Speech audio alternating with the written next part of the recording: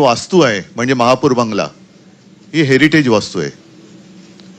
या वास्तूला कुठेही धक्का न लावता काम करणं हे फार महत्त्वाचं आणि खूप कठीण होतं.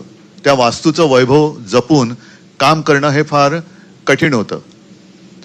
आणि हेरिटेज म्हटल्यानंतर काही नियम असतात. त्याच्यामध्ये CRZचा कायदा हाही एक होता. मग आम्ही असं ठरवलं, म्हणजे ही कल्पना आर्किटेक्ट आभा लांबा यांची, की आपण बेसमेंट म्हणजे भूमिगत स्मारक करूया. शिवसेना प्रमुखांनी कधी आत्मचरित्र लिहिलं नाही. त्यांना अनेकदा प्रश्न विचारले जायचे की तुम्ही आपलं आत्मचरित्र का लिहित नाही.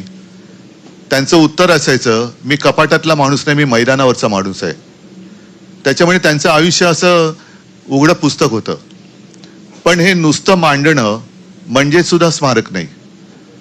तर मी असा विचार केला की शिवसेना प्रमुखांचं स्मारक असं झालं पाहिजे की जे शिवसेना प्रमुखांनी आयुष्यभर आपल्याला दिलं, आपल्याला म्हणजे महाराष्ट्राला दिलं, देशाला दिलं, देशातल्या हिंदूंना दिलं, तेच काम त्यांच्या स्मारकाने सुद्धा पुढचे अनेक वर्ष केलं पाहिजे. पुढच्या 23 जानेवारीपासून शिवसेना प्रमुखांच्या शताब्दीचं वर्ष सुरू होईल.